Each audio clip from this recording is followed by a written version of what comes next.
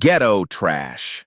Karen Mitchell hisses the words while filming Marcus Williams's family BBQ, deliberately stepping onto his lawn to crush his daughter's art project chalk drawings under her designer heels.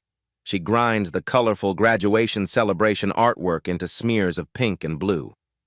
Yes, 911. I'm being threatened by violent criminals. She speaks loud enough for the entire Williams family to hear while continuing to destroy the chalk art. These welfare parasites are trespassing in my neighborhood with drugs and weapons. Marcus drops his spatula, watching his daughter Emma's proud artwork disappear under Karen's deliberate stomping. Angela wraps protective arms around their crying child as Karen kicks over a small graduation sign. Send back up immediately. They're ghetto animals and I fear for my life. Karen spits directly onto Marcus's freshly grilled burgers, contaminating the family's celebration food. The sound of approaching sirens grows louder as Karen smirks triumphantly at the destroyed celebration. What she didn't know was that her victim held a secret that would destroy her entire world. 3 months earlier, Marcus Williams had stood in this same driveway holding a very different piece of paper. The election results printout still felt surreal in his hands. Marcus Williams, Mayor-elect, City of Pleasant View, 8,247 votes. He'd folded it carefully and placed it in his briefcase alongside transition documents that would reshape the city's future. The irony wasn't lost on him that he'd chosen to keep his victory quiet in a neighborhood that would soon discover their new leader lived right next door. The transition binder contained ambitious plans, affordable housing initiatives, police reform protocols, and community investment programs specifically designed to address the kind of systemic discrimination he'd witnessed firsthand as a civil rights attorney. For 15 years, Marcus had fought housing discrimination cases across Ohio, representing families who'd been redlined, excluded, and harassed out of communities exactly like Pleasant View. Now he would have the executive power to implement real change. But this Saturday morning, that same briefcase sat on his kitchen counter while Marcus sipped coffee and reviewed housing policy proposals in peaceful anonymity. The transition team had scheduled his first public appearances for the following month, allowing him 2 more weeks of quiet preparation before the oath of office. Angela emerged from upstairs, already dressed for her hospital shift as head of pediatric surgery, pausing to kiss his forehead. "Still can't believe my husband is going to be mayor," she whispered, glancing toward the window where Karen's silhouette was already visible behind her blinds. "Think she'll be nicer when she finds out?" Marcus chuckled softly, remembering his campaign promise to bring transparency and accountability to local governance. Somehow, I doubt discovering her neighbor is a civil rights attorney turned politician will improve Karen's disposition. The peaceful morning routine shattered when Marcus opened his front door to retrieve the newspaper.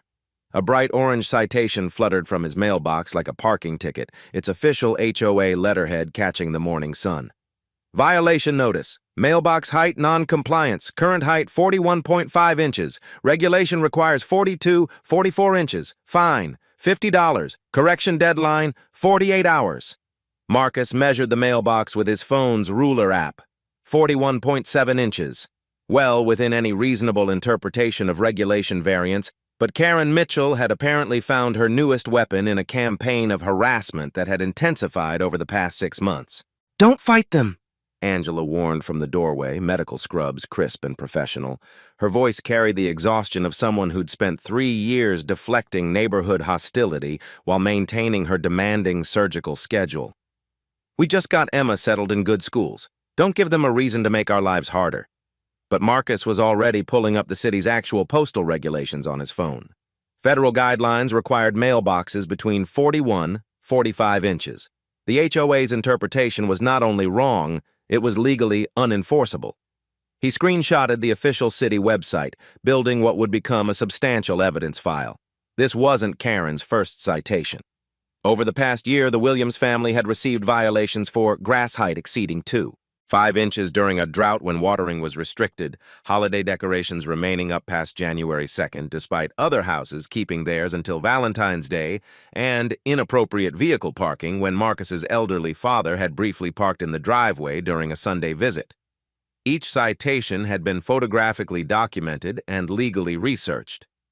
Marcus's attorney instincts had created a comprehensive file showing the systematic nature of Karen's harassment, but Angela's medical pragmatism had kept him from escalating the situation. Across the street, curtains twitched in synchronized surveillance. Mrs. Peterson quickly looked away when Marcus waved, the same woman who'd brought welcome cookies 3 years ago but hadn't spoken to the family since Karen's influence spread. The Johnsons, who'd been friendly enough during the move-in, suddenly found their garden fascinating when he walked to his car. The Patels, the only other family of color in the neighborhood, had moved out 8 months ago after what they'd described as increasing pressure. The neighborhood's social fabric had been carefully rewoven around the Williams family's exclusion, with Karen Mitchell pulling every thread. She'd positioned herself as the guardian of property values, the protector of community standards, and the voice of concerned homeowners who whispered their complaints rather than confronting them directly. By noon, Emma burst through the front door with the energy only 17-year-olds possess, graduation cap still slightly askew on her head. "Dad, we need to celebrate. State scholarship confirmed, valedictorian speech approved, and 3 more college acceptance letters came today." The graduation BBQ had been planned for weeks as a family celebration of Emma's extraordinary achievements. A 4.0 GPA, National Merit Scholar, volunteer coordinator at the local food bank, and debate team captain who'd won state championships while maintaining perfect attendance. Angela had taken a rare Saturday off from the hospital, rescheduling 2 surgeries to attend her daughter's milestone celebration. Marcus's parents were driving in from Cleveland, carrying his grandmother's secret barbecue sauce recipe and stories of their own struggles integrating Cleveland's suburbs in the 1970s. Angela's sister was bringing her children, eager to celebrate their cousin's success. Emma had invited her closest friends, a diverse group that reflected the changing demographics Karen Mitchell feared most. The setup began with innocent enthusiasm. Marcus arranged tables in the backyard while Emma hung streamers between trees, her honor cords draped proudly over the graduation gown she insisted on wearing, for photos. Angela prepared her famous potato salad alongside Emma's requested menu of multicultural favorites. Korean BBQ influenced by her best friend's family recipes, Mexican street corn from her boyfriend's grandmother, and Angela's grandmother's mac and cheese recipe that had won church competitions for decades. The Williams family's celebration represented everything beautiful about American diversity, but also everything threatening to those who preferred homogeneous communities. At exactly 1:47 p.m., Karen Mitchell appeared at the fence line with a measuring tape, clipboard, and digital camera. Her timing was precise, calculated for maximum neighborhood visibility during the traditional Saturday afternoon when residents emerged for yard work and social observation. "Excuse me," she called out in a voice designed to carry to neighboring houses. "I need to verify your noise compliance before this gathering becomes disruptive to our peaceful community." Marcus paused in his burger preparation, noting how Karen positioned herself for maximum neighborhood visibility. 3 houses had suddenly sprouted interested observers on porches and at windows. The Hendersons were pretending to garden. The Thompsons had found urgent reasons to check their mailbox. Even elderly Mr. Carter, usually the most diplomatic neighbor, watched nervously from his window. The stage was set for a confrontation that would expose 3 years of buried tensions and change everything. The Pleasant View Community Center's fluorescent lights cast harsh shadows across folding chairs arranged in precise rows, creating an institutional atmosphere that perfectly suited Karen Mitchell's theatrical intentions.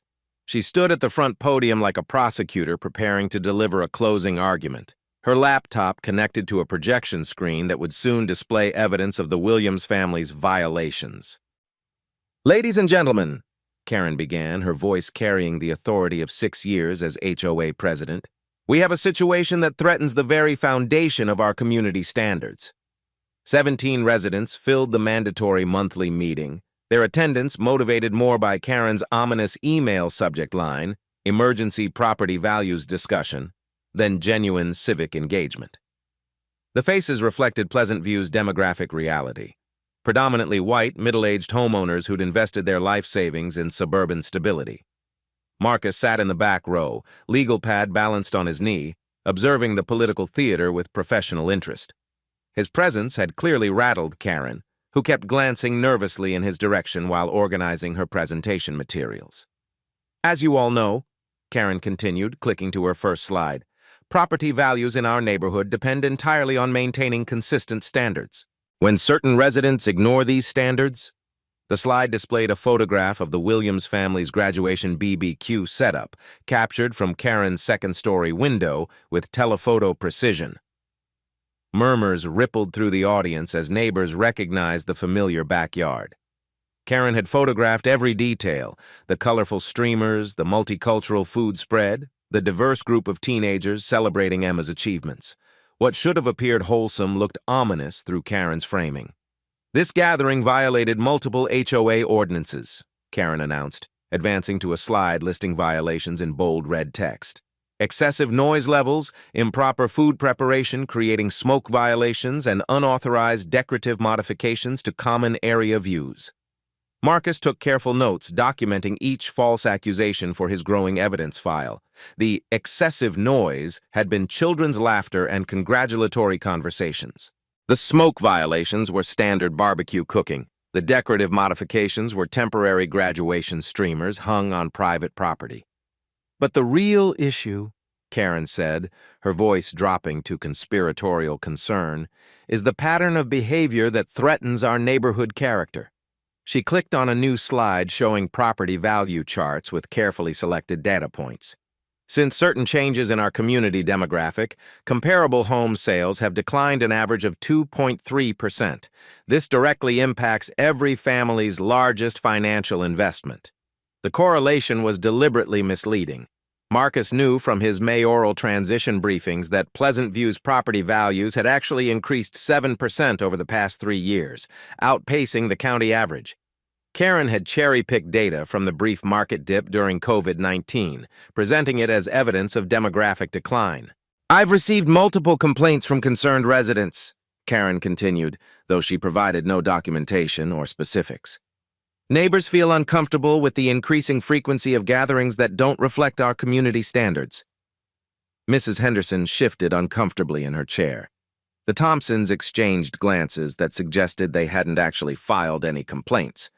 Mr. Carter stared at his hands, avoiding eye contact with both Karen and Marcus. "Some families are already considering relocation," Karen added dramatically.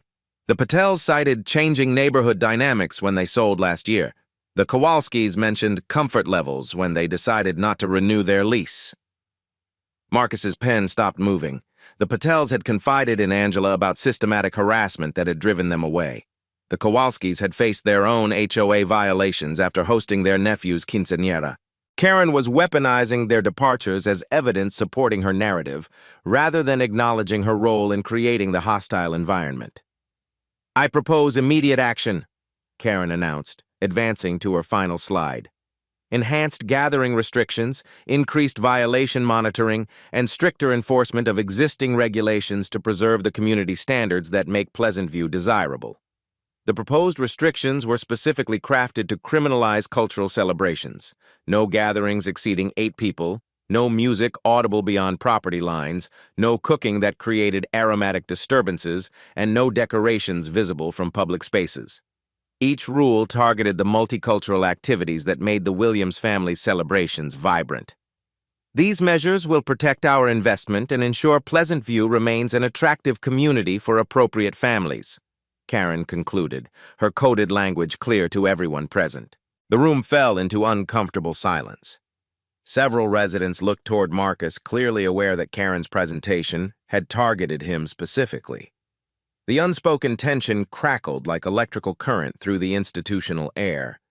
Marcus rose slowly, his legal training providing the composed dignity that had served him well in courtrooms facing much more sophisticated opposition than suburban HOA politics. "I'd like to see the documentation supporting these claims," he said quietly, his voice carrying professional authority that immediately shifted the room's dynamics. "Specifically, the noise measurement data, the verified property value analysis, and the written complaints from residents." Karen's confidence flickered as she realized Marcus wasn't intimidating easily. Most residents accepted her authority without questioning the methodology behind her dramatic presentations.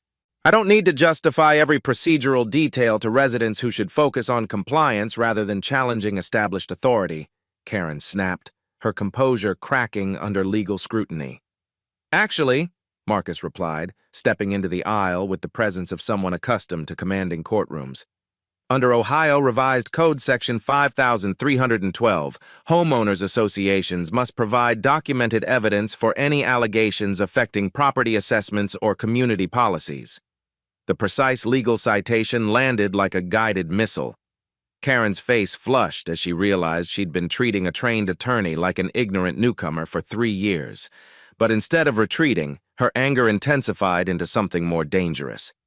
Legal knowledge doesn't give anyone the right to disrupt community harmony, Karen retorted, her voice rising enough to betray her growing desperation. Some people move into established neighborhoods and expect everyone else to accommodate their different standards. The racial subtext hung in the fluorescent-lit air like toxic gas. Marcus felt every eye in the room focused on the confrontation, neighbors forced to choose between Karen's familiar authority and the growing evidence of her discriminatory targeting. I'm simply asking for the same documentation standards that govern every legitimate homeowners association, Marcus replied calmly, refusing to take Karen's bait. Karen's final play revealed her true character. This association has maintained property values and community standards long before certain types of residents arrived. I've successfully protected this neighborhood from problems that destroy suburban communities. The words landed with atomic impact. Karen had finally said what everyone suspected she'd been thinking for 3 years. The room's atmosphere shifted as neighbors processed the implications of their HOA president's barely concealed racism. Marcus folded his legal pad with deliberate calm, sensing that Karen had just provided him with exactly the evidence he'd need for much larger battles ahead. As he walked toward the exit, Karen's voice followed him with a threat that would soon backfire spectacularly. Don't think education and fancy legal language make you untouchable in this community, Mr. Williams. I've dealt with troublemakers before, and I always find ways to restore appropriate order. The battle lines had been drawn, and Karen Mitchell had no idea she'd just declared war on her future mayor. Marcus Williams had learned long ago that the most powerful legal responses often began in silence. While Karen Mitchell basked in what she perceived as victory from the HOA meeting, Marcus spent the following week transforming his home office into a strategic command center that would have impressed his former colleagues at the Cleveland Civil Rights Clinic. The built-in shelves that once held family photos now displayed meticulously organized binders labeled HOA Violations 2021 to 2024, Property Value Analysis, and Municipal Code cross-references. His law school training and documentation had prepared him for exactly this type of systematic harassment case, though he'd never imagined prosecuting it from inside his own home. Angela found him there at 6 a.m. Tuesday morning, surrounded by printed emails, highlighted ordinances, and a timeline that stretched across 3 whiteboards like a detective investigating serial crimes. "You're scaring me a little," she admitted, setting coffee beside his laptop where 17 browser tabs displayed everything from Ohio housing law to real estate market analytics. "This looks like you're preparing for war." "I'm preparing for justice," Marcus replied quietly, not looking up from the financial records that revealed fascinating patterns in Pleasant View's HOA enforcement. "Karen has been conducting a systematic campaign of discrimination for years. I'm just documenting what she's actually done." The evidence was damning when compiled professionally. Over the past 4 years, 127 HOA violations had been issued in Pleasant View. Of those, 89% targeted the 7 minority families who'd moved into the neighborhood, despite these households representing only 23% of total residents. White families received an average of 0.3 violations annually. Minority families averaged 4.7 violations each year. More revealing was the timing pattern. Violations spiked dramatically following cultural celebrations, family gatherings, or any visible sign of non-European traditions. The Patels had received 13 citations in the 6 months following their Diwali celebration. The Martinez family was cited 11 times after hosting their daughter's quinceañera. The Williams family's violation frequency had tripled after Emma's Korean exchange student friend began visiting regularly. Look at this. Marcus called Angela over to his laptop, where he'd created a spreadsheet comparing actual city ordinances to HOA interpretations. Karen has been enforcing rules that don't exist while ignoring actual municipal violations by her preferred residents. The Hendersons had operated an unlicensed home business for 2 years without citation. The Thompsons' fence exceeded height limitations by 14 inches. Mrs. Peterson's garden gnome collection violated the city's excessive lawn ornamentation ordinance. None had received violations because Karen's enforcement focused exclusively on cultural rather than regulatory compliance. Wednesday afternoon brought the sound of measured footsteps on his front porch. Marcus opened the door to find a nervous-looking man in his 50s holding a manila envelope like evidence in a criminal trial. "Dr. Williams? I'm Tom Carter from down the street. I think we need to talk." Tom Carter had lived in Pleasant View for 12 years, serving 2 terms on the HOA board before Karen's consolidation of power. His engineer's precision with documentation rivaled Marcus's legal training, and the envelope contained photocopies that would fundamentally shift the balance of power. "These are Karen's actual board meeting minutes from the past 3 years, Tom explained, spreading papers across Marcus's dining room table. "The ones she shares publicly are edited versions." The real minutes revealed conversations that would end Karen's reign immediately if made public. Direct quotes included her referring to the diversity problem that's affecting our property values and strategies for encouraging inappropriate families to relocate. Most damaging was her explicit instruction to increase violation monitoring for houses that don't fit our demographic standards. "Why are you showing me this now?" Marcus asked, though he suspected the answer. "Because my granddaughter starts at Emma's school next year," Tom replied quietly. "She's half Korean, half Chinese. If Karen can destroy your family with harassment, mine won't have a chance." The alliance shifted everything. Tom provided insider knowledge of HOA procedures, historical voting records, and financial irregularities that suggested Karen's authority exceeded legal boundaries. Together, they uncovered a pattern of vote manipulation, unauthorized policy changes, and budget allocations that directly benefited Karen's real estate business. Thursday evening, Emma found her father reviewing city planning documents at the kitchen table, his mayoral transition materials finally integrated with his discrimination evidence file. "Dad, kids at school are talking about the HOA meeting. Some parents are saying you're causing trouble in the neighborhood." Marcus looked up at his daughter, seeing the worry in her eyes that reflected the pressure she'd absorbed for 3 years. Emma had never complained about being one of only 6 black students in her graduating class, never mentioned the subtle exclusions from certain social groups, never expressed the exhaustion of representing her entire race in every classroom discussion about diversity. "Emma, sometimes standing up for what's right looks like causing trouble to people who benefit from what's wrong. You're about to go to college where you'll face much more sophisticated versions of what we're dealing with here. Consider this practice." But Emma's next question revealed the complexity her 17-year-old wisdom had absorbed. What happens when you become mayor and Karen finds out? Will it get worse before it gets better? The question haunted Marcus through Friday's research session, where he discovered the most troubling pattern yet. Every minority family that had left Pleasant View in the past 5 years had sold their homes below market value to buyers recommended by Karen's real estate network. The Patels had sold for $15,000 under appraisal. The Martinez family accepted $22,000 below fair market value. The Kowalskis lost $18,000 in forced equity.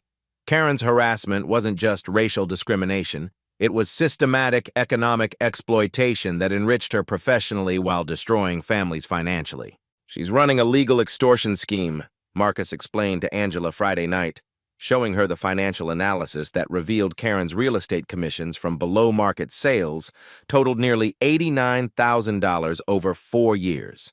She creates hostile environments that force minorities to sell, then profits from the transactions. Angela's medical ethics training recognized the pattern immediately. It's like insurance fraud, but with racism instead of fake injuries. She creates the problem, then profits from the solution. Saturday morning brought Marcus's most strategic decision.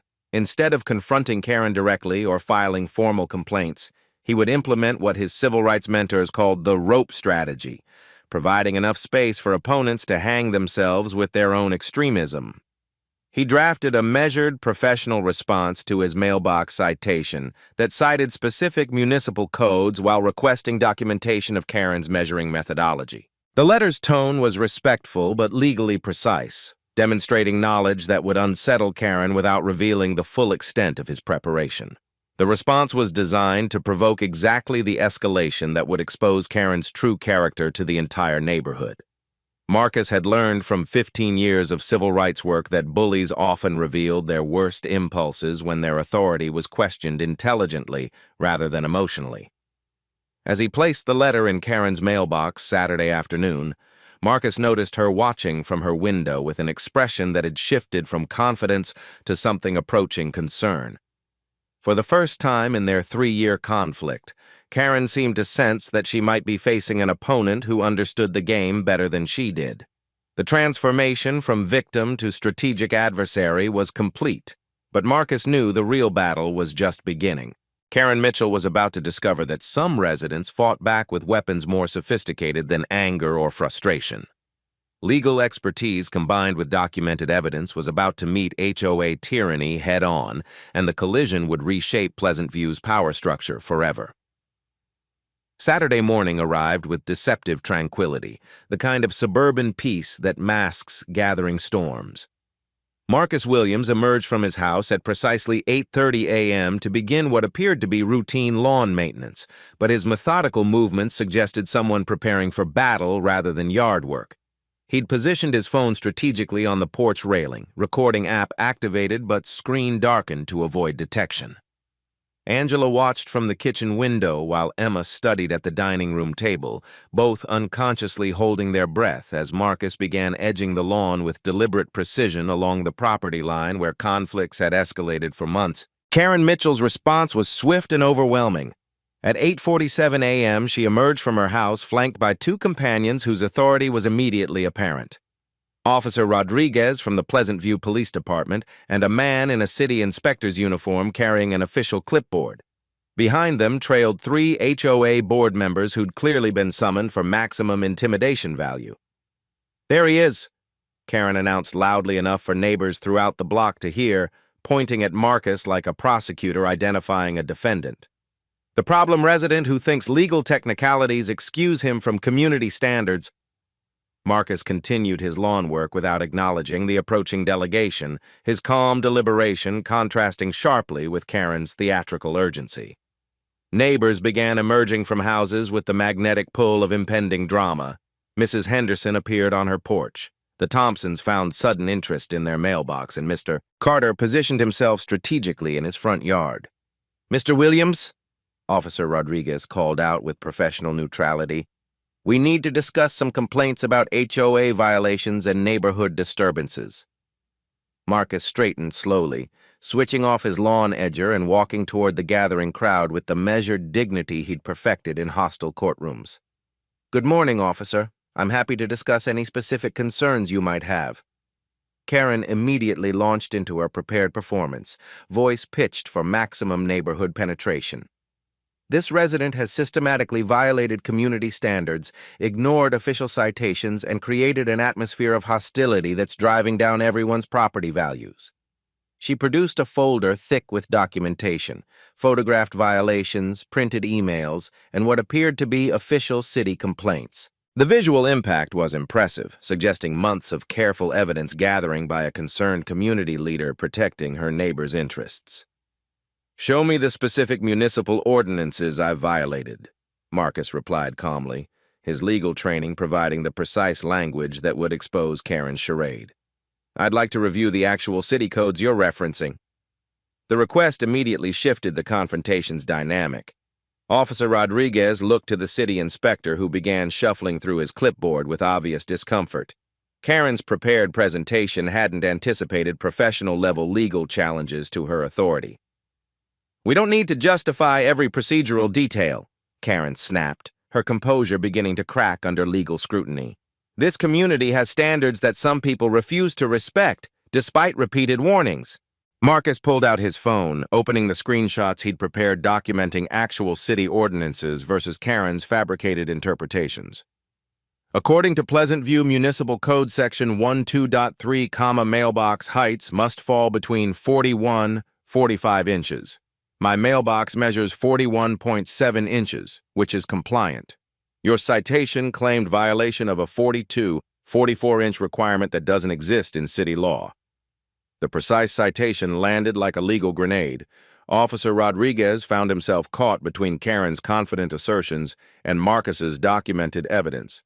The city inspector realized his presence was being used to legitimize Karen's questionable authority. "Legal technicalities don't excuse disruptive behavior," Karen retorted, her voice rising as she sensed losing control of the narrative. "This man has created problems since the day his family moved into our neighborhood." Emma appeared on the front porch, still wearing her Northwestern University sweatshirt from morning study sessions, her honor student appearance contrasting sharply with Karen's implications of criminal behavior. Angela joined her, medical scrubs visible beneath her weekend jacket, both women providing visual evidence of the family's professional respectability. "What specific problems?" Marcus asked, his attorney's instincts pressing for concrete allegations rather than vague accusations. Karen's response revealed the racism she'd carefully concealed for 3 years. The constant gatherings, the loud music, the inappropriate people coming and going at all hours. This used to be a peaceful neighborhood before certain types of families decided they belonged here. The words hung in the morning air like poison gas. Officer Rodriguez visibly recoiled from the racial implications. The city inspector suddenly found his clipboard fascinating. Even Karen's HOA supporters looked uncomfortable with her explicit language. But Karen's desperation drove her beyond coded racism into direct confrontation. "You people think education and legal knowledge give you the right to disrupt communities that don't want you here." Marcus felt the moment crystallize into perfect clarity. 3 years of harassment had culminated in Karen publicly revealing her true motivations in front of witnesses who could never claim ignorance again. "Ma'am," Officer Rodriguez intervened, his professional training recognizing the discriminatory language that could create legal liability for the city. "Perhaps we should focus on specific ordinance violations rather than general community concerns." But Karen was beyond rational restraint, her authority challenged and her true character exposed. She lunged toward Marcus's phone, attempting to grab the device that had been recording her increasingly unhinged performance. "Stop filming this! Filming! You have no right to record private conversations." Marcus stepped back calmly, protecting his phone while maintaining the dignified composure that made Karen's aggression appear even more extreme. "This is a public confrontation on public property, Miss Mitchell. Recording is completely legal." Karen's physical attempt to seize his phone crossed every line of acceptable behavior. The assembled neighbors watched in stunned silence as their HOA president transformed from community leader into something approaching a public menace. "Give me that phone!" Karen shrieked, lunging again with wild desperation. "You criminals always hide behind legal technicalities when honest people try to maintain decent communities." The word criminals detonated like an explosive device. Officer Rodriguez immediately stepped between Karen and Marcus, his training recognizing behavior that could escalate into assault charges. The city inspector backed away from the confrontation, clearly wanting distance from Karen's meltdown. Emma began crying on the porch, not from fear but from the humiliation of watching her family's character assassinated in front of neighbors who'd known them for 3 years. Angela wrapped protective arms around her daughter while maintaining the dignified silence that made Karen's hysteria appear even more unhinged. "That's enough," Officer Rodriguez declared with official authority. "Miss Mitchell, I need you to step back and calm down immediately." But Karen's final act revealed the depth of her desperation and racism. She grabbed the citation folder and hurled it at Marcus, papers scattering across the lawn like confetti while screaming her ultimate truth. "These welfare parasites are destroying our neighborhood. They're ghetto trash who bought a house they can't afford, and now they think they own the place. I've worked too hard maintaining property values to let these people ruin everything decent families have built." The explosion of racist language left everyone stunned into absolute silence. Mrs. Henderson gasped audibly from her porch. The Thompsons stared in horror at their neighbor's complete breakdown. Mr. Carter pulled out his own phone, documenting Karen's meltdown for evidence that would soon prove crucial. Officer Rodriguez found himself facing a situation his training hadn't prepared him for, a white community leader publicly attacking a black family with language that constituted clear harassment and possibly hate speech. The city inspector quietly retreated toward his vehicle, wanting no association with Karen's racist tirade. Marcus stood in the center of the chaos with supernatural calm, his phone still recording every word of Karen's self-destruction. He'd achieved exactly what his civil rights training had taught him, providing enough rope for opponents to hang themselves with their own extremism. "Officer Rodriguez," Marcus said quietly, his voice cutting through Karen's continued ranting, "I'd like to file a formal complaint for harassment, intimidation, and discriminatory targeting based on race."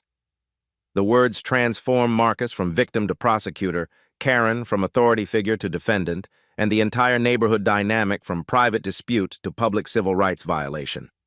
As sirens wailed in the distance, backup officers responding to what had become a public disturbance, Karen finally realized the magnitude of her mistake. But the damage was irreversible, recorded in high definition and witnessed by a dozen neighbors who could never again pretend ignorance about the racist motivation behind 3 years of systematic harassment. The explosion that would destroy Karen Mitchell's reign and transform Pleasant View forever had just occurred, but nobody yet realized that the calm man at the center of the storm wielded power that would make this morning's confrontation seem like a gentle preview of justice to come. The Pleasant View police station's fluorescent lights hummed with institutional monotony as Karen Mitchell paced the waiting area like a caged predator, her designer handbag clutched against her chest like armor. 20 minutes had passed since Officer Rodriguez had separated the combatants, and Karen's confidence had returned with the familiar surroundings of official authority. "I want that man arrested immediately," she declared to the desk sergeant for the 3rd time, her voice carrying the entitlement of someone accustomed to police compliance.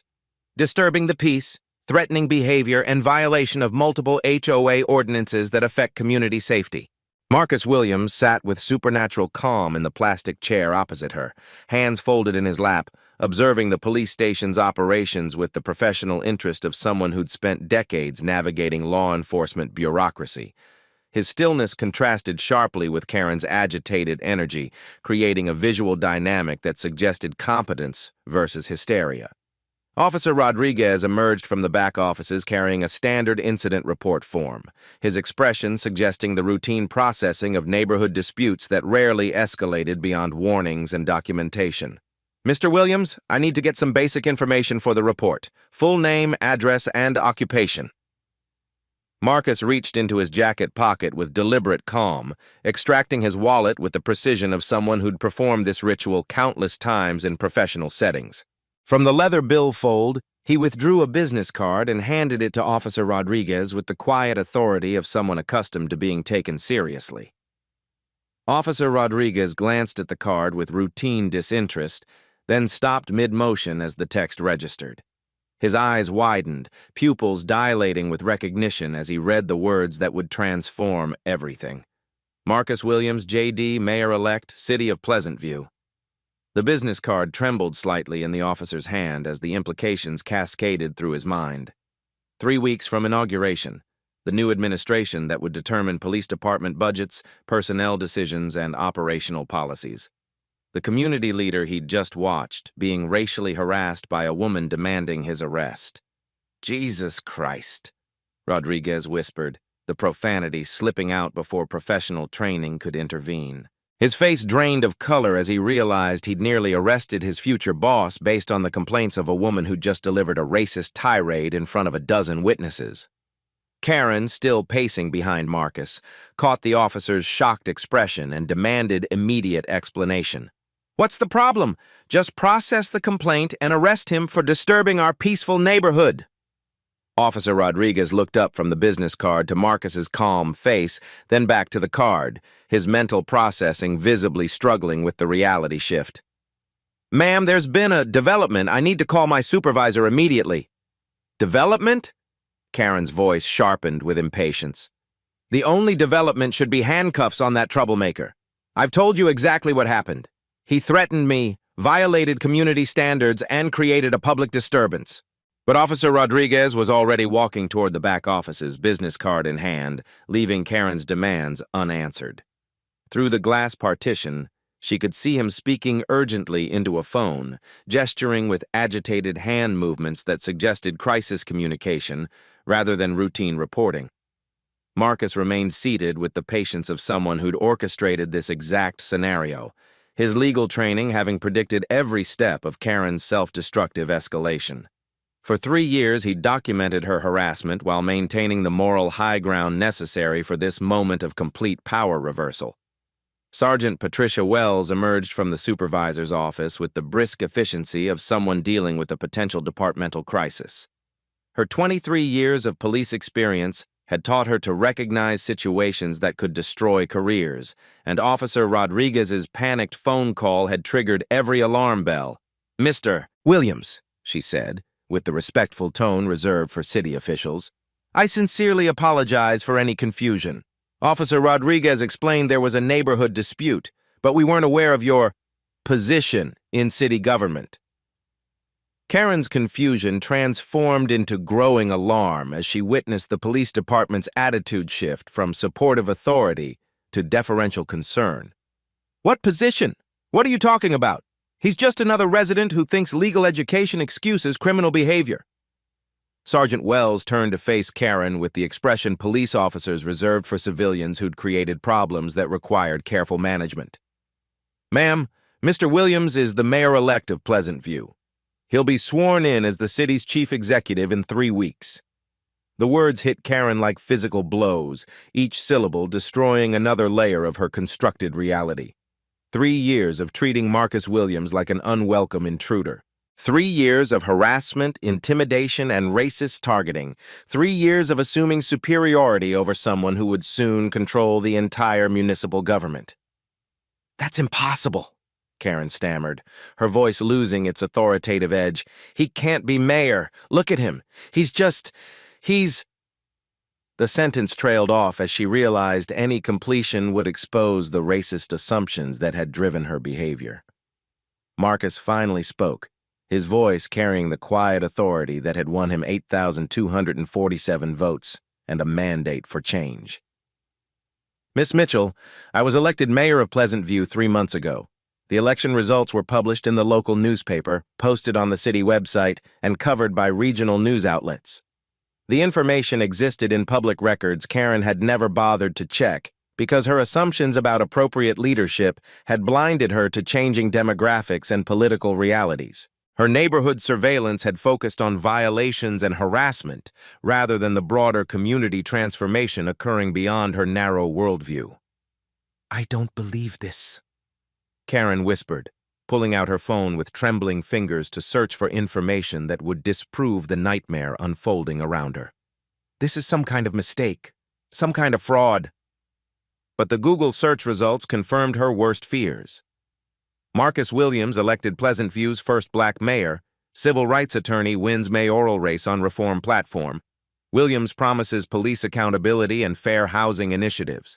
The photograph showed Marcus at victory celebrations, policy forums, and community meetings she'd never attended because her political engagement extended only to HOA tyranny rather than actual civic participation. Sergeant Wells watched Karen's meltdown with professional detachment while mentally calculating the damage control required for a situation that could result in discrimination lawsuits, federal investigations, and career-ending publicity.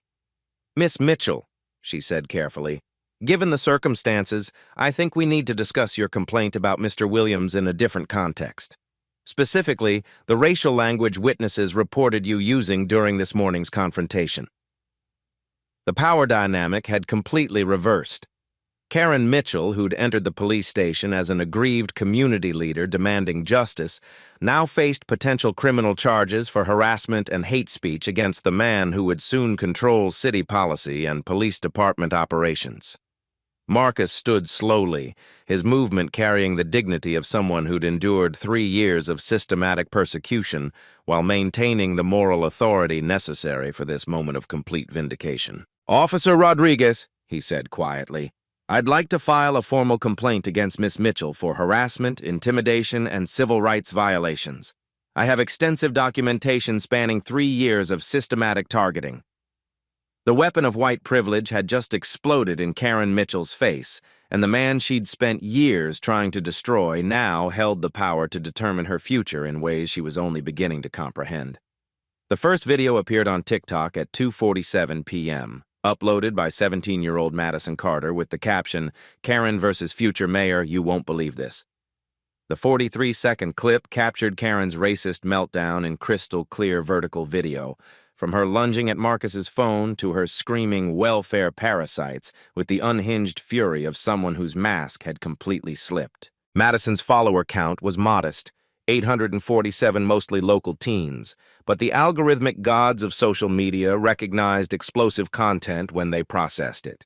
Within 90 minutes, the video had been viewed 15,000 times, shared across platforms, and spawned the hashtag that would define the next week of American discourse, #KarenVsMayor. Emma Williams discovered her family's viral fame while studying for her AP government final, friends texting links with messages ranging from supportive outrage to concerned warnings about online attention. The video had spread beyond Madison's original post, reposted by accounts with hundreds of thousands of followers who recognized the perfect storm of suburban racism, political drama, and satisfying justice. "Dad!" Emma called from her bedroom, laptop balanced on her knees as she scrolled through increasingly explosive comment threads. "We're trending on Twitter. This is getting really big, really fast." Marcus emerged from his home office where he'd been fielding calls from reporters, city council members, and civil rights organizations who'd somehow learned about the morning's confrontation despite his attempts at discretion. His phone buzzed constantly with notifications as news outlets picked up the viral video and began investigating the broader story. The social media explosion revealed America's deep political divisions with surgical precision. #KarenVsMayor split into 2 distinct camps within hours, each amplifying their preferred narrative with the passionate intensity that only online anonymity could provide. Team Marcus gathered under hashtags like #JusticeForWilliams, #NewPleasantview, and #MayorMarcus. These supporters shared the video with commentary celebrating poetic justice and long overdue accountability. Angela's medical colleagues from Cleveland Hospital tweeted support. Marcus's law school classmates shared articles about housing discrimination. Civil rights organizations began following his mayoral transition with renewed interest. "Finally, someone stands up to these suburban racists," tweeted at Real Talk Rachel with 450K followers. "This is what happens when black excellence meets white fragility head-on.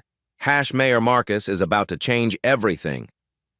The opposing faction rallied around #property rights, #community standards, and #defend Karen, though their support came wrapped in carefully coded language that maintained plausible deniability while expressing solidarity with Karen's underlying message.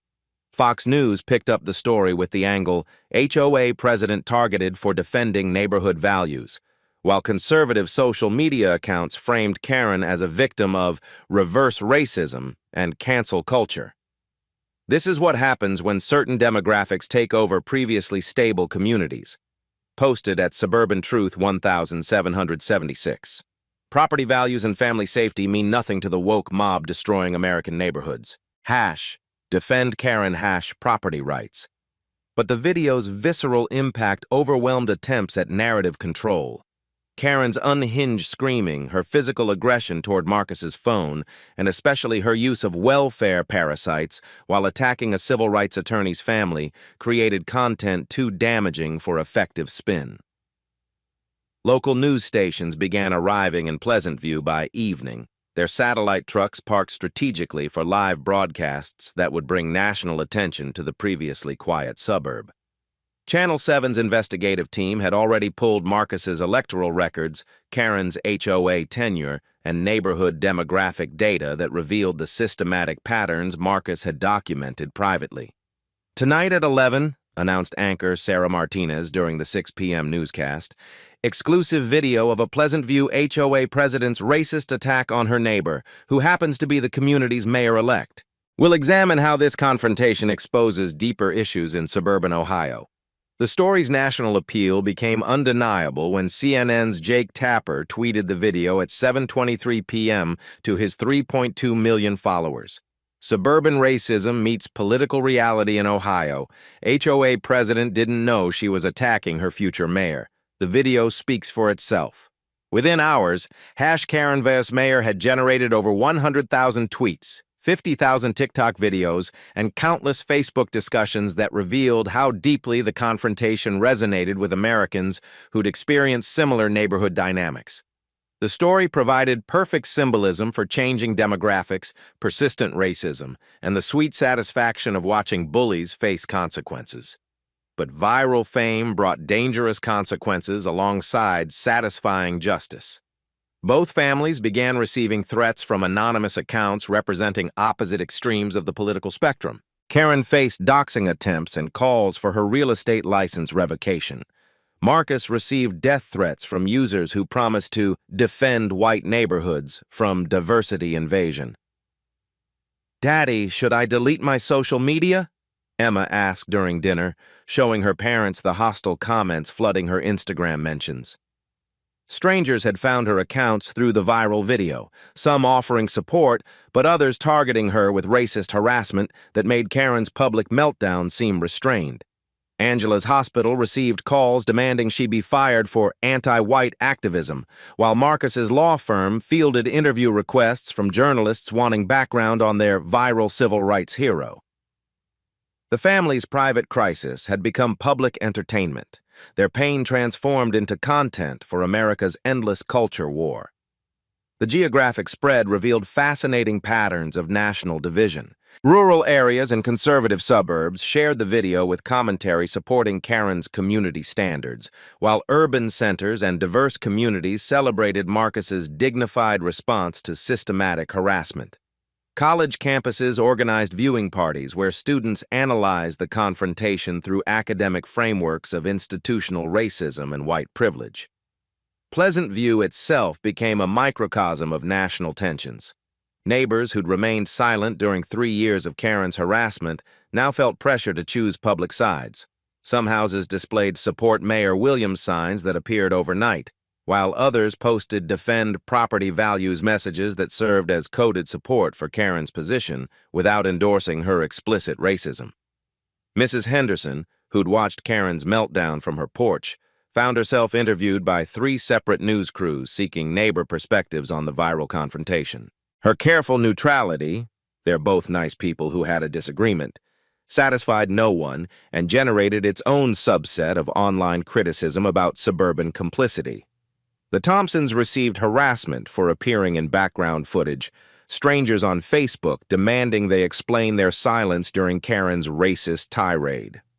Mr. Carter, whose daughter had filmed the original video, faced pressure from both sides, supporters praising his documentation of racism and critics accusing him of orchestrating the confrontation for social media fame.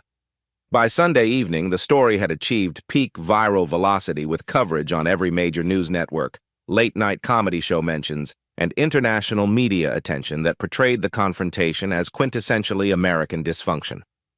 The BBC's coverage focused on suburban segregation patterns, while German news outlets examined HOA governance as uniquely American institutional racism. Marcus found himself scheduling interviews with journalists from Washington Post, NPR, and 60 Minutes, while simultaneously preparing for a mayoral transition that had become infinitely more complex. His policy agenda, affordable housing, police reform, community investment, now carried symbolic weight that extended far beyond Pleasant View's city limits.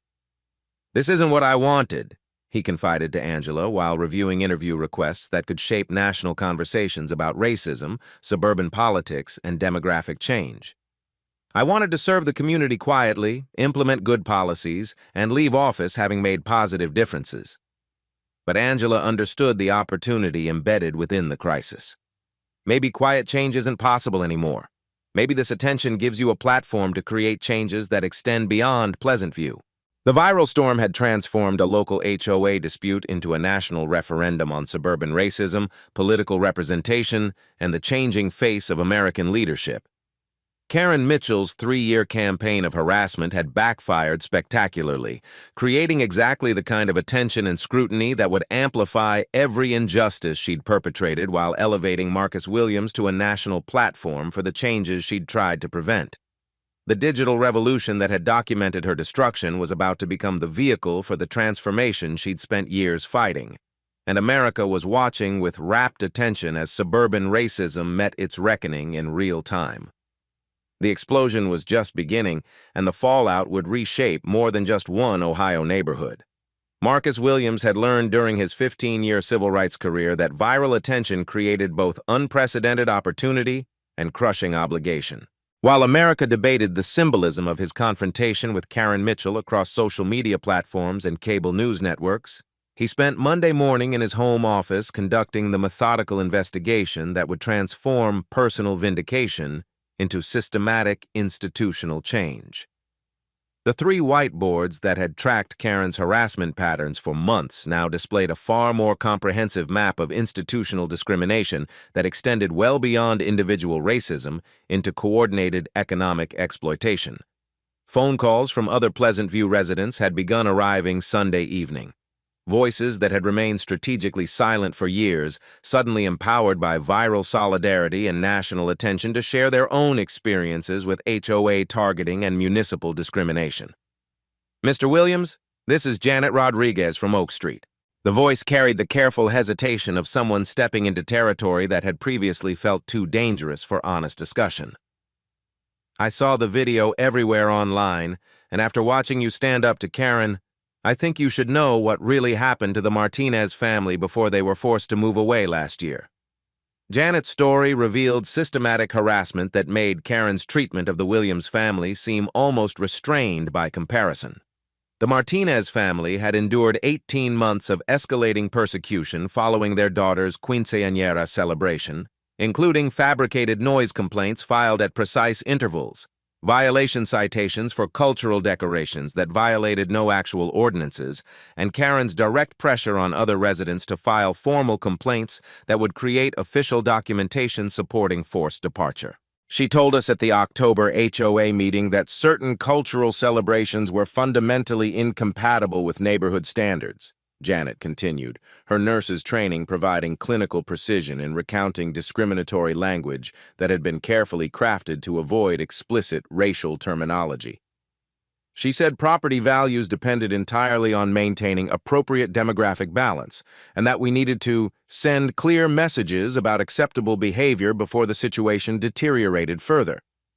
Marcus documented every detail with legal precision while simultaneously cross-referencing Janet's account with city records, real estate transaction data, and HOA meeting minutes that Tom Carter had courageously provided despite potential retaliation. The pattern emerging was far more sophisticated than simple individual racism. It constituted systematic economic exploitation disguised as community standards enforcement designed to generate profit through forced displacement. Tuesday brought additional witnesses whose stories revealed the stunning scope and calculated nature of Karen's operation.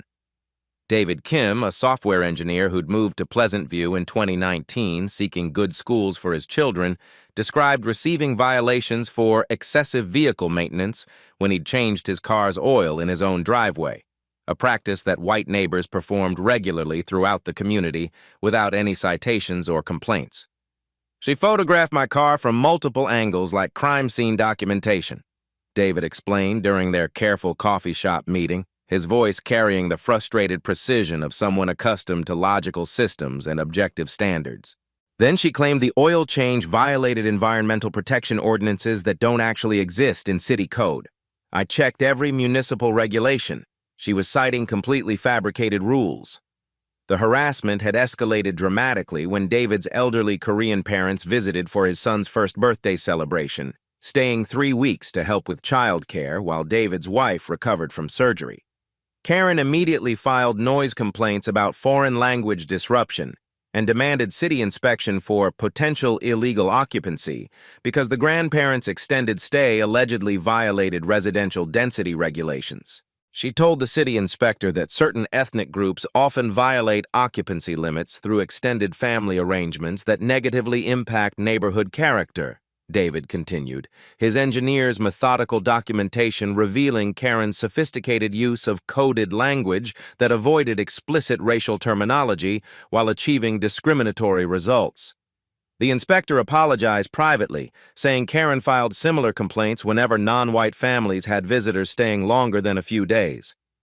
Marcus's investigation revealed that Karen's targeting followed remarkably sophisticated patterns, specifically designed to avoid legal challenge while achieving systematic exclusion. She'd apparently studied civil rights law extensively enough to understand exactly what language would trigger federal investigation, carefully crafting her harassment campaigns using bureaucratic procedures that maintained plausible deniability while creating unbearable living conditions. The financial analysis proved most damning and revealed the true scope of Karen's operation. Marcus's forensic review of HOA budgets, real estate transaction records, and Karen's commission earnings revealed a coordinated scheme that generated substantial personal profit from systematic displacement of minority families through forced below-market sales. Over 4 years, 7 minority families had sold their Pleasant View homes significantly below market value after Karen's harassment campaigns made their lives financially and emotionally unbearable. The average loss per family exceeded $19,000, representing forced equity sacrifice that directly enriched Karen's real estate network while systematically destroying families' financial stability and generational wealth accumulation. She's running a completely legalized extortion operation, Marcus explained to Angela Tuesday evening, his laptop displaying detailed spreadsheets that tracked Karen's commission earnings alongside harassment campaign timelines. Create a hostile environment through systematic violations, force below-market sales through sustained pressure, profit from the transactions through real estate commissions, then repeat the cycle with new targets. The Martinez family had lost $22,000 in forced equity when they sold to buyers specifically recommended by Karen's real estate firm. The Patels sacrificed $15,000 rather than endure continued persecution that was affecting their children's mental health. The Johnson family, an interracial couple with 2 adopted children, had been systematically driven out after Karen's campaign convinced neighbors that non-traditional family structures threatened community stability and property values. Wednesday's breakthrough came from an unexpected source that would provide the smoking gun evidence needed for federal prosecution. Rebecca Walsh, a former HOA board member who'd resigned in protest over Karen's increasingly aggressive policies, contacted Marcus through intermediaries after seeing the viral video coverage. Rebecca had maintained detailed personal records of board meetings, financial decisions, and Karen's explicit statements about demographic management strategies. "I have recordings of everything," Rebecca admitted during their careful meeting at Marcus's law office, her retired teacher's organizational skills evident in the manila folders she'd meticulously prepared with transcripts, timestamps, and cross-reference documentation. "I started secretly recording meetings when Karen's language became obviously discriminatory, thinking someone would eventually need evidence for legal action. The recordings were absolutely explosive and provided clear evidence of criminal conspiracy." Karen's unguarded statements during closed board sessions revealed systematic planning that constituted clear civil rights violations under federal housing law. Direct quotes included strategic discussions about encouraging appropriate demographic transitions, protecting property values through selective resident management, and using HOA procedures to maintain traditional neighborhood character. Most damaging was Karen's explicit instruction to other board members about systematic targeting strategies. Focus on cultural activities that make them feel unwelcome and uncomfortable. Noise complaints work because they're completely subjective. Violation citations create official documentation that supports future resident concerns. Eventually, they'll realize they don't belong here and choose to relocate voluntarily. Marcus's legal training immediately recognized the recordings as documented evidence of conspiracy to deprive civil rights under federal housing legislation, violations that carried both serious criminal penalties and civil liability for substantial monetary damages. Karen's recorded statements provided ironclad documentation that would support class action litigation on behalf of all systematically targeted families. Thursday's investigation expanded to reveal city-level corruption, as Marcus discovered that Karen's authority and influence extended far beyond HOA governance into municipal policy manipulation. Her real estate firm had received consistently preferential treatment for development projects, tax assessment appeals, and zoning variance applications through carefully cultivated relationships with city officials who directly benefited from her political and financial support. The web of institutional corruption included City Councilman Robert Hayes, whose family had received significantly discounted real estate services from Karen's firm during their own home purchase, and Planning Director Lisa Thompson, who'd approved highly suspicious zoning changes that dramatically increased property values for Karen's clients, while simultaneously restricting affordable housing development throughout the city. She's been running a shadow government that prioritizes white economic interests, Marcus realized while reviewing city council voting records that consistently favored Karen's business interests over community development. HOA harassment was just one component of a much broader system designed to maintain white economic control through sophisticated institutional manipulation. The discrimination extended systematically to municipal services, with Marcus discovering that minority neighborhoods consistently received reduced police patrol frequency, deliberately delayed road maintenance, and restricted access to city programs that supported homeowner investment and property improvement. Karen's political influence had created systematic inequality that reinforced the housing discrimination she orchestrated through private HOA governance. Friday brought the most significant breakthrough when Marcus received a call from Detective Maria Santos of the Ohio Attorney General's Civil Rights Enforcement Division.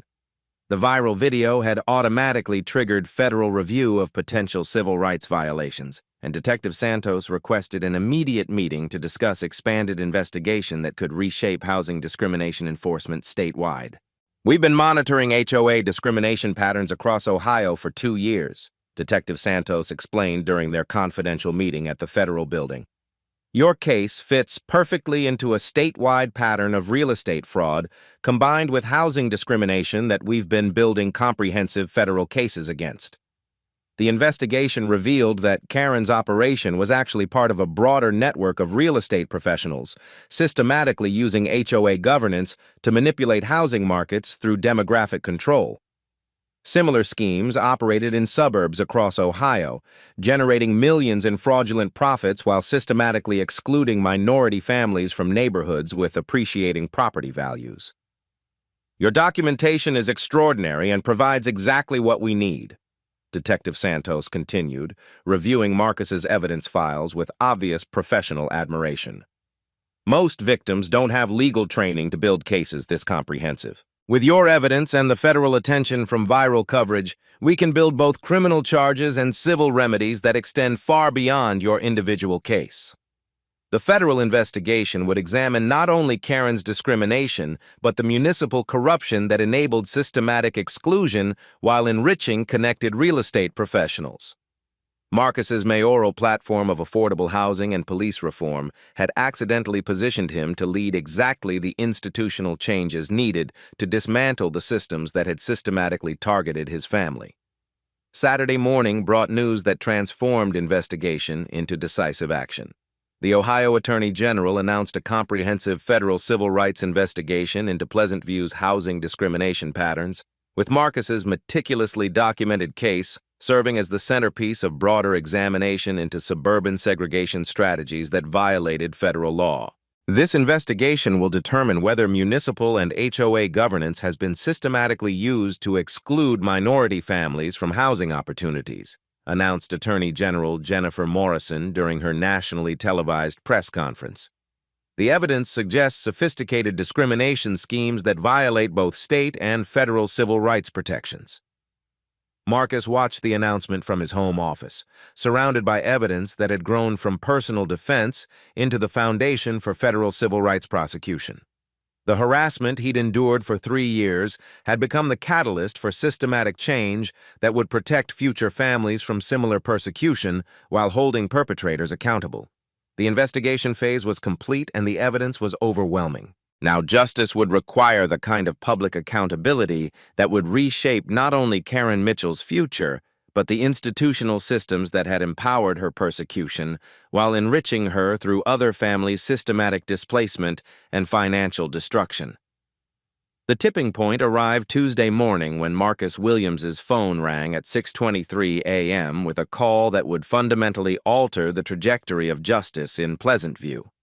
The voice belonged to someone he'd never expected to hear from, Patricia Hammond, Karen Mitchell's own real estate partner for the past 4 years.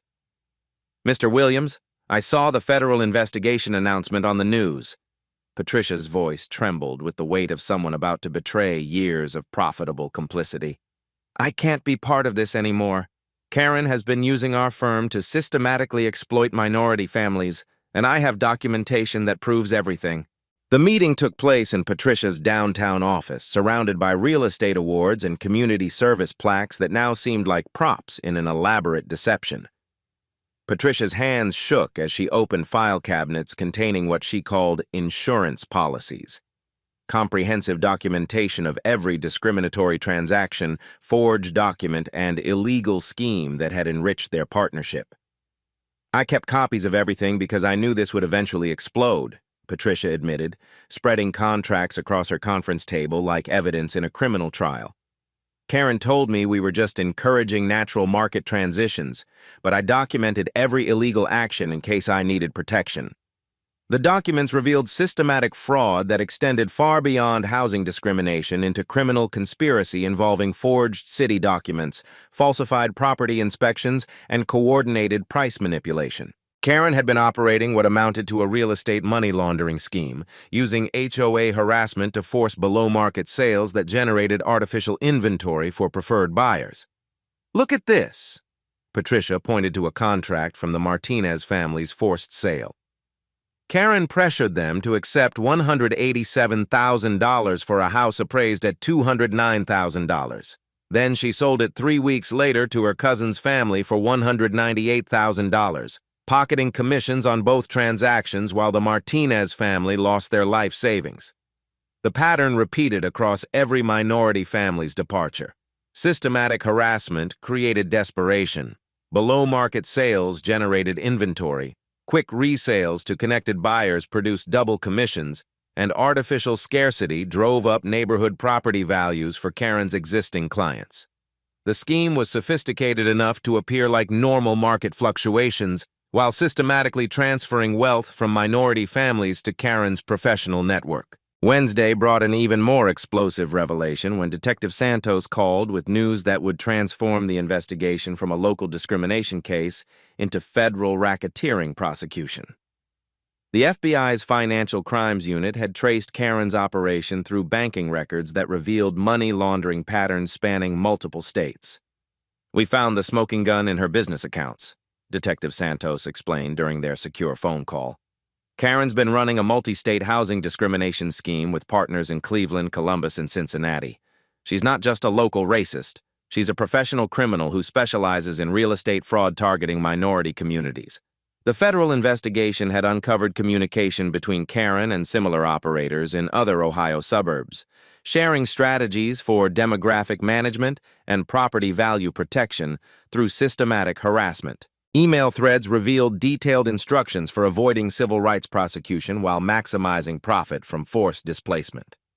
Most damning was Karen's correspondence with a Columbus-based consultant who specialized in community transition management, a euphemistic business model that helped predominantly white suburbs maintain demographic control through legal harassment techniques. The consultant's client list included HOA presidents across Ohio who'd implemented similar schemes with Karen's guidance. Thursday's breakthrough came from an unexpected source that would provide the final pieces needed for comprehensive prosecution. Dr. James Mitchell, Karen's ex-husband who'd divorced her 2 years earlier, contacted Marcus through his attorney with information that explained the psychological and financial motivations behind Karen's systematic racism. "Karen became obsessed with demographic control after our divorce," Dr. Mitchell explained during their carefully documented meeting. "She blamed our marriage failure on neighborhood changes and declining standards rather than acknowledging her own issues. The HOA presidency became her way of exercising the control she'd lost in her personal life." Dr. Mitchell provided financial records showing that Karen's real estate income had tripled after implementing her harassment scheme, transforming her from struggling single agent into one of Pleasant View's highest-earning realtors. The systematic displacement of minority families had become both psychological therapy and financial windfall for someone whose racism was amplified by personal trauma. She kept detailed files on every minority family in Pleasant View, Dr. Mitchell continued, producing boxes of documents Karen had left in their shared storage unit. Social media monitoring, visitor tracking, financial speculation, she was conducting surveillance that would make the FBI jealous. The surveillance files revealed obsessive documentation of every minority family's activities, visitors, purchases, and social connections. Karen had been building dossiers that included children's school performance, parents' work schedules, and extended family visitation patterns. The level of intrusion constituted stalking that supported federal harassment charges. Friday brought the most significant witness testimony when Tom Carter, the HOA board member who'd originally provided meeting minutes, agreed to cooperate fully with federal investigators in exchange for immunity from prosecution. Tom's insider knowledge would provide the final evidence needed to prosecute the entire conspiracy. Karen blackmailed me into silence, Tom admitted during his recorded testimony with FBI agents. She threatened to target my family if I spoke out about the discrimination. I have recordings of her explicit threats and documented evidence of vote manipulation that kept her in power. Tom's recordings captured Karen's private conversations about managing the diversity problem and protecting property values through appropriate resident selection. Most importantly, he documented Karen's coordination with city officials who provided preferential treatment in exchange for campaign contributions and real estate services. The conspiracy extended to Mayor Davidson, who'd received $15,000 in discounted real estate services during his own home purchase, and Police Chief Morrison, whose department consistently responded to Karen's complaints while ignoring counter-complaints from her targets. The systematic corruption had created a municipal environment where discrimination operated with official protection. Saturday's revelation completed the prosecution's case when Angela Williams discovered something that transformed their family's persecution into the keystone evidence for federal racketeering charges. While cleaning Emma's room, she found a manila envelope that had slipped under their door sometime during the previous week. The envelope contained photocopies of Karen's personal journal, apparently provided by someone with access to her home. The handwritten entries revealed psychological motivations and strategic planning that constituted written confession to systematic civil rights violations. March 15th. The Williams family is becoming a problem that requires strategic intervention. Their success makes other minority families comfortable, which threatens long-term property values. Need to increase pressure through legitimate channels until they understand they don't belong here. April 22nd, successfully convinced 3 neighbors to file noise complaints, creating official documentation that supports resident concerns about inappropriate gatherings. The key is using bureaucratic procedures to achieve demographic management without explicit racial language. June 8th, Williams is fighting back with legal knowledge that's creating complications. Need to escalate pressure through police involvement. Officer Rodriguez responds well to authority figures who understand community standards. The journal entries provided written evidence of criminal intent, systematic planning, and coordination with municipal officials. Karen had documented her own conspiracy in detail, apparently never imagining that her private thoughts would become evidence in federal court. Sunday brought the final piece of evidence when Madison Carter, the teenager who'd filmed the original viral video, provided additional footage that had been overlooked during the initial social media explosion. The extended video captured Karen's conversation with Officer Rodriguez before Marcus appeared, revealing police bias that supported federal civil rights violations. "I told you these people were trouble," Karen could be heard saying to Officer Rodriguez in the additional footage. "I've been documenting their behavior for months, and now they're becoming aggressive. You need to send a clear message that this community won't tolerate threats to public safety." Officer Rodriguez's response revealed systematic bias. "We've dealt with similar situations before, Miss Mitchell. Sometimes new residents need to understand how things work in established neighborhoods. We'll handle this appropriately." The conversation proved coordination between Karen and police that constituted official misconduct under federal civil rights law. Officer Rodriguez had predetermined Marcus's guilt based on Karen's racial profiling, violating constitutional protections against discriminatory law enforcement. By Monday morning, federal investigators had compiled evidence supporting charges of conspiracy to deprive civil rights, real estate fraud, money laundering, and racketeering that could result in decades of federal imprisonment. The investigation had expanded to include 12 co-conspirators across Ohio who'd participated in similar schemes. Marcus received the news while preparing for his mayoral inauguration, which had been moved up 2 weeks due to the federal investigation's findings. His transition from victim to prosecutor was complete, but the evidence revealed systematic injustice that extended far beyond his family's experience. "We have enough evidence to dismantle this entire network," Detective Santos informed him during their final briefing. "Your documentation and the witnesses who came forward created the foundation for the largest housing discrimination prosecution in Ohio history." The truth had emerged with devastating clarity. Karen Mitchell's racism was just one component of a sophisticated criminal enterprise that had systematically destroyed minority families while enriching white accomplices through legal exploitation of discriminatory systems. Justice was no longer a matter of individual accountability. It had become institutional transformation that would reshape how America addressed suburban housing discrimination.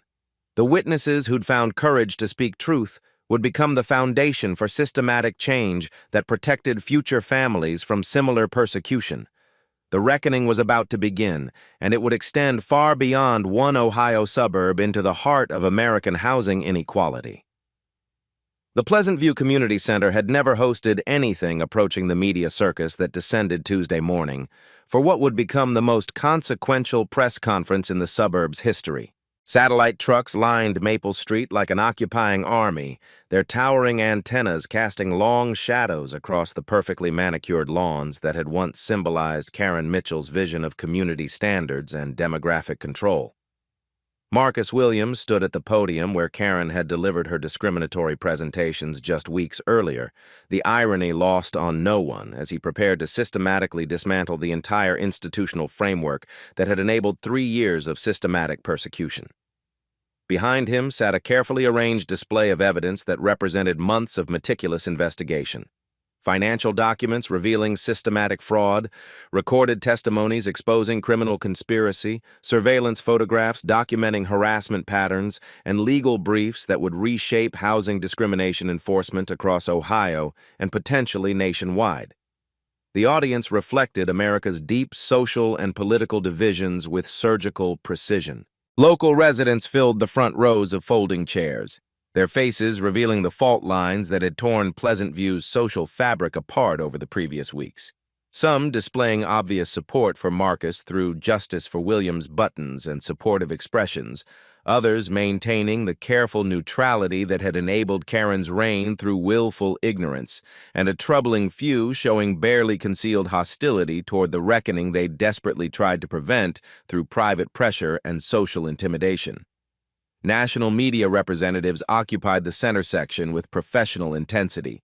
Their cameras and recording equipment focused on Marcus with the laser-like attention reserved for moments that would define broader cultural conversations about race, housing, and institutional accountability. CNN, Fox News, MSNBC, ABC, CBS, NBC, and dozens of regional affiliates had positioned themselves strategically throughout the community center, each preparing to frame the unfolding story through their preferred political lens, while millions of Americans watched the confrontation between suburban racism and long-overdue institutional accountability. Federal investigators sat in a reserved section near the front, their presence lending official gravity to proceedings that would determine criminal prosecutions, civil remedies, and policy reforms extending far beyond Pleasant View's borders. Detective Maria Santos from the Ohio Attorney General's Civil Rights Enforcement Division reviewed her notes, while FBI Financial Crimes Unit specialists prepared to document testimony that would support federal racketeering charges against a multi-state housing discrimination network. 3 years ago, my family moved to Pleasant View, seeking the American dream that safe neighborhoods, excellent schools, and welcoming communities represent. Marcus began, his voice carrying the measured authority that had served him well in courtrooms facing much more sophisticated opposition than suburban HOA politics. What we discovered instead was a systematic campaign of harassment, discrimination, and economic exploitation that violated both federal civil rights law and basic human decency.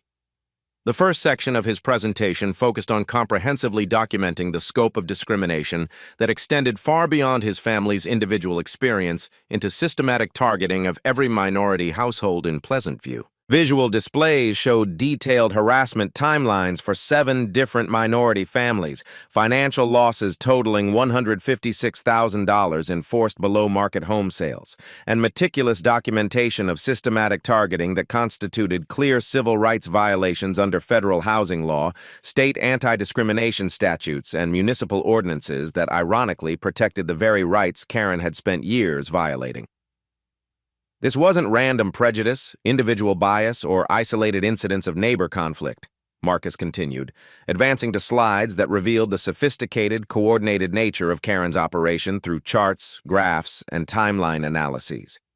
This was an organized criminal conspiracy specifically designed to maintain racial segregation while generating substantial personal profit from minority families' systematic displacement and financial exploitation. The evidence presentation was devastating in its clinical precision and overwhelming scope. Real estate transaction records displayed Karen's sophisticated double commission scheme that generated profit from both forced sales and subsequent resales to preferred buyers. Bank statements revealed money laundering patterns that extended across state lines through coordinated real estate networks. Email communications documented systematic planning between Karen and accomplices in other Ohio suburbs who shared strategies for avoiding federal prosecution while maximizing profit from discriminatory targeting. Tom Carter's recorded testimony played through the community center's sound system, his engineer's precision and methodical documentation, providing irrefutable evidence of Karen's vote manipulation, financial corruption, and explicit instructions to other HOA board members about targeting strategies. The audio captured Karen's unguarded statements about managing the diversity problem, protecting property values through appropriate resident selection, and using bureaucratic procedures to achieve demographic management without triggering federal investigation. You can hear in her own words the systematic planning that destroyed families while enriching herself and her criminal accomplices, Marcus narrated, as Tom's recording revealed Karen's coordination with city officials who provided preferential treatment, overlooked violations by white residents, and responded to her complaints with automatic bias against minority families. The recordings captured explicit discussions about maintaining neighborhood character through selective enforcement and appropriate demographic balance.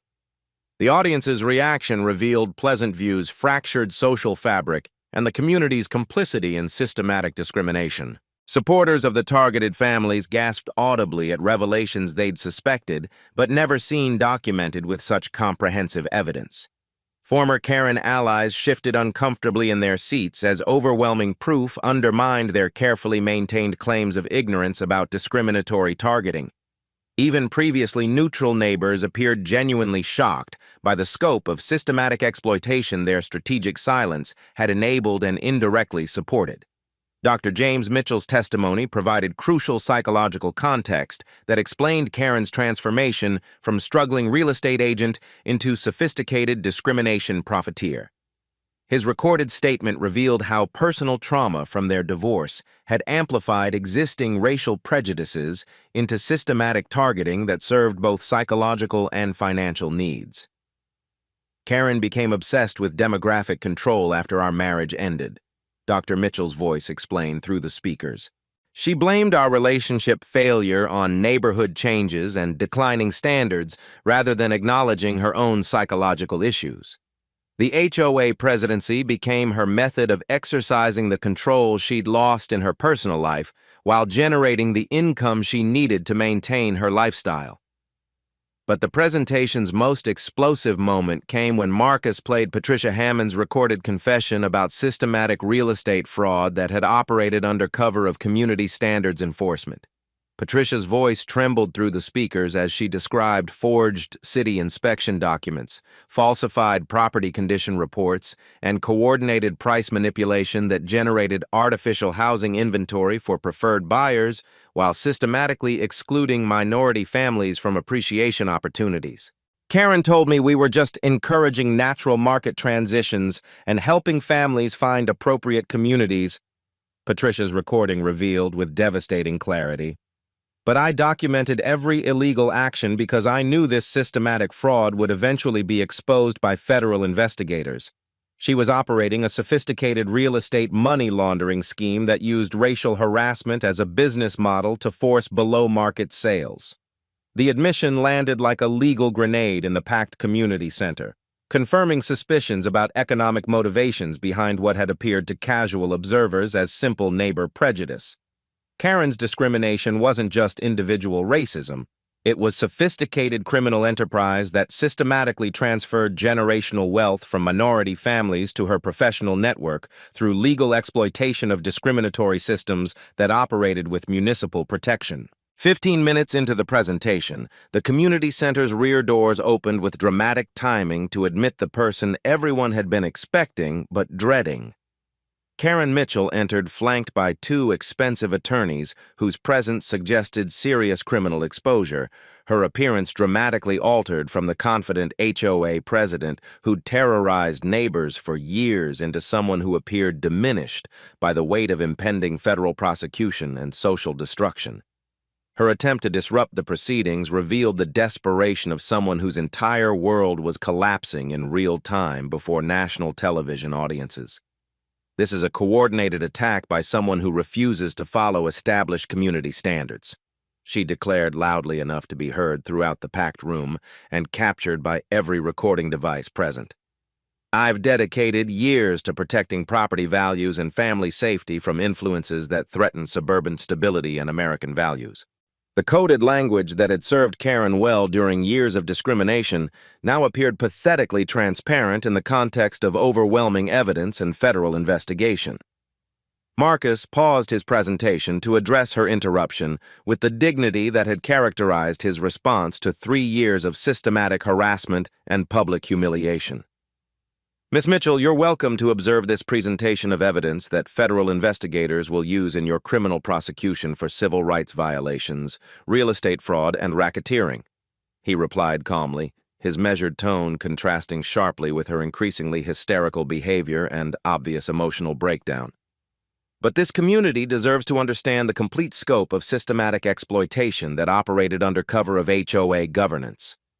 Karen's response revealed the racism she'd carefully concealed behind bureaucratic procedures and coded language for years. You people think you can destroy communities that don't want you here and face no consequences, she shouted, her voice rising to levels that suggested complete emotional breakdown and loss of self-control. This neighborhood had standards and stability before certain demographics decided they belonged in places they can't afford and don't understand. The explicit racial language landed with atomic impact in a room filled with cameras broadcasting her meltdown to national audiences across every major network and social media platform. Karen had finally revealed the truth that everyone suspected, but she'd spent years denying through careful language and bureaucratic procedures. Her systematic harassment was motivated by pure racial hatred rather than legitimate community concerns about property values or neighborhood standards. But her most damaging admission was yet to come as security guards moved to escort her from the premises. As she struggled against removal, Karen's desperation drove her beyond rational restraint into territory that would seal her criminal prosecution and provide federal prosecutors with exactly the evidence they needed for racketeering charges. I built a successful business protecting white neighborhoods from diversity invasion, she screamed while struggling against the security guards with increasing desperation. These welfare parasites are destroying property values that hard-working white families spent decades building, and someone has to protect American communities from demographic replacement. The confession provided exactly the evidence federal prosecutors needed to prove criminal intent in systematic civil rights violations under federal racketeering statutes. Karen had publicly admitted to operating what she explicitly characterized as a business model based on racial exclusion, confirming the conspiracy charges that could result in decades of federal imprisonment and complete financial destruction.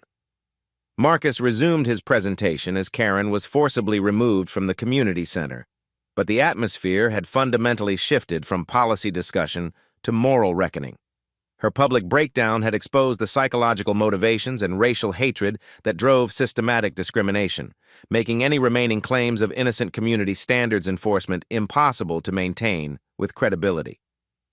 The final section revealed the scope of municipal corruption that had enabled Karen's operation through official protection and preferential treatment from the city government. Financial records showed that Mayor Davidson had received $15,000 in discounted real estate services during his own home purchase, while Police Chief Morrison's department consistently responded to Karen's complaints with immediate action while ignoring or dismissing counter-complaints from her targets.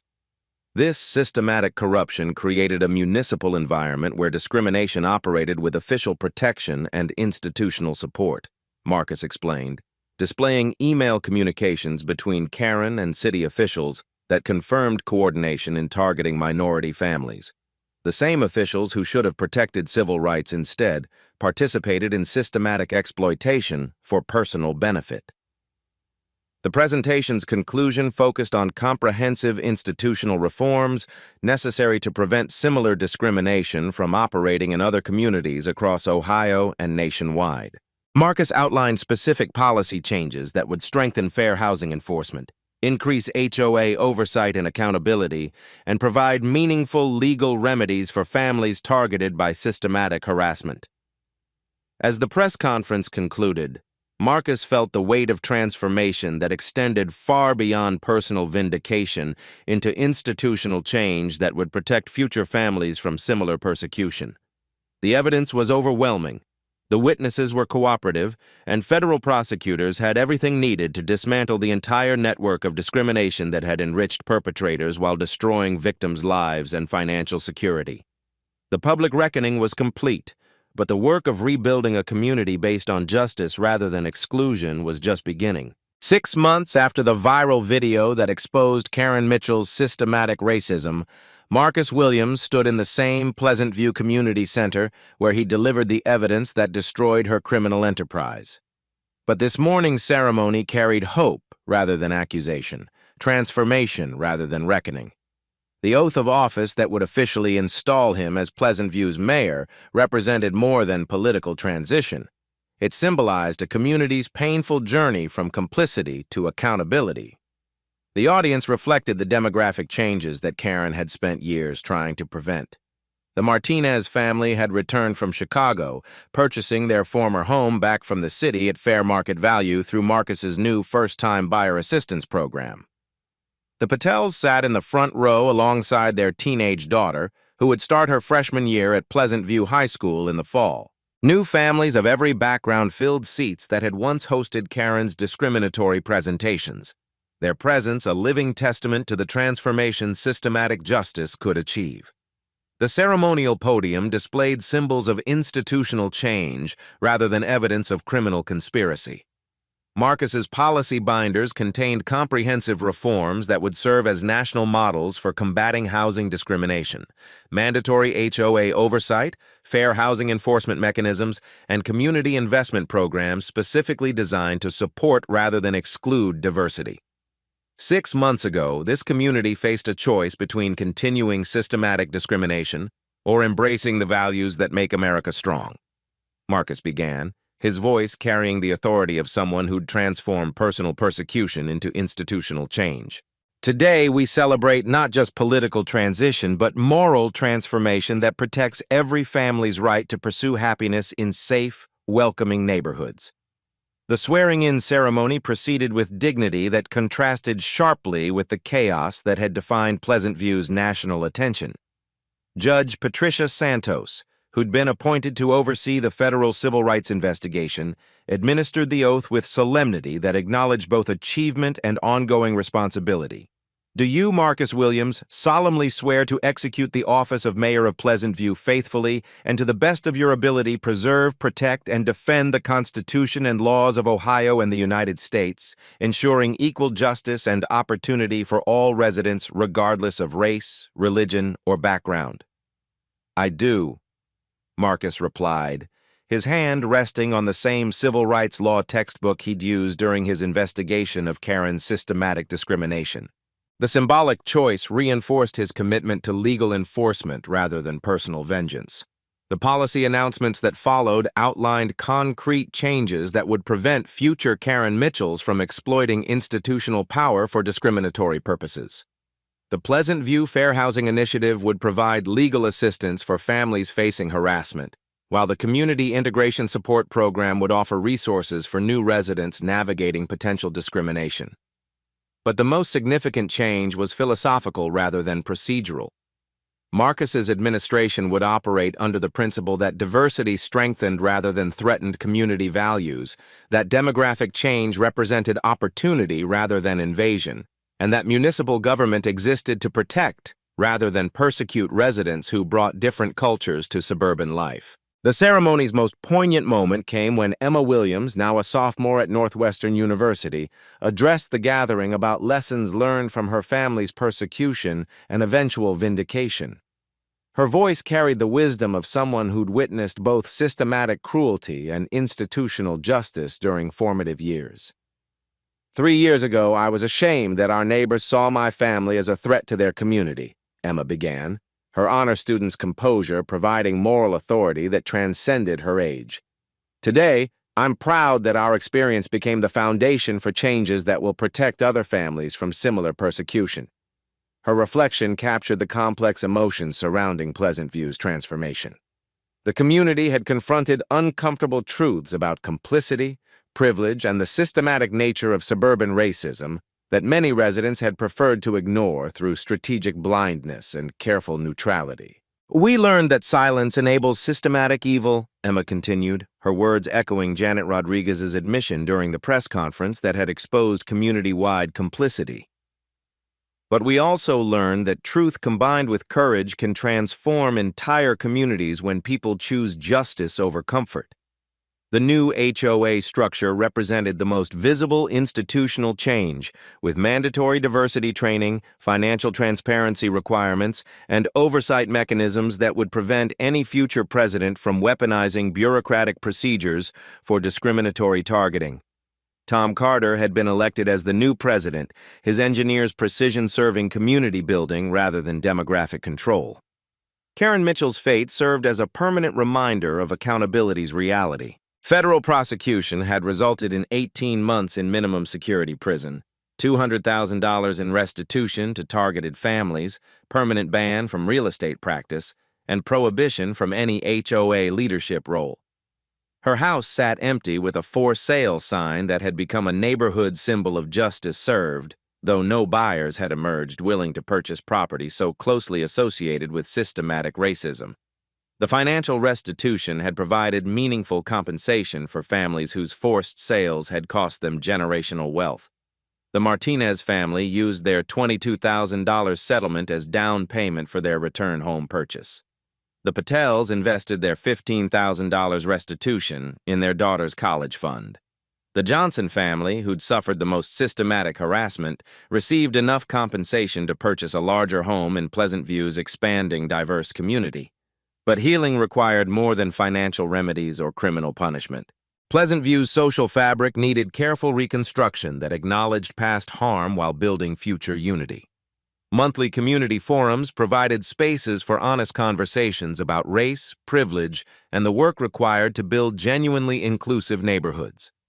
Some resistance remained embedded in corners of the community that preferred Karen's vision of demographic control to Marcus's embrace of diversity. Anonymous social media accounts continued posting complaints about declining standards and property value concerns that served as coded expressions of persistent racist sentiment.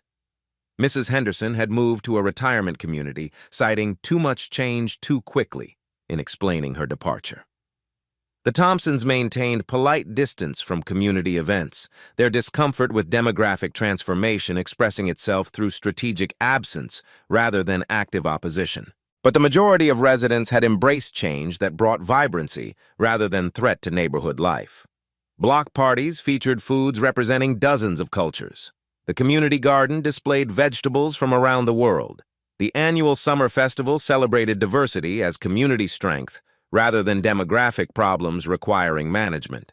Angela Williams had been elected to the school board, her medical expertise serving educational policy while her family's experience provided credibility on inclusion issues.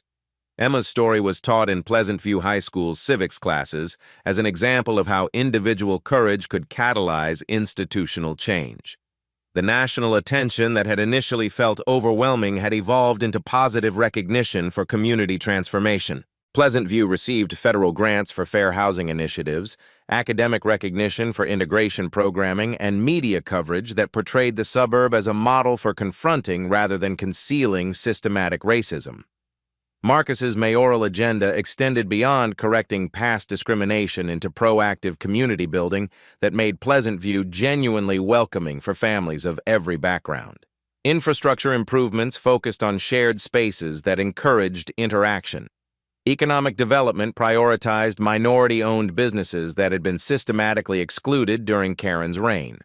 As the inauguration ceremony concluded, Marcus looked across an audience that reflected the American dream at its most inclusive. Children of every race played together while their parents discussed community issues with respect rather than suspicion. Elderly residents shared stories with recent immigrants who brought new energy to aging neighborhoods. The transformation wasn't complete. Healing systematic discrimination required generational commitment rather than single ceremonies.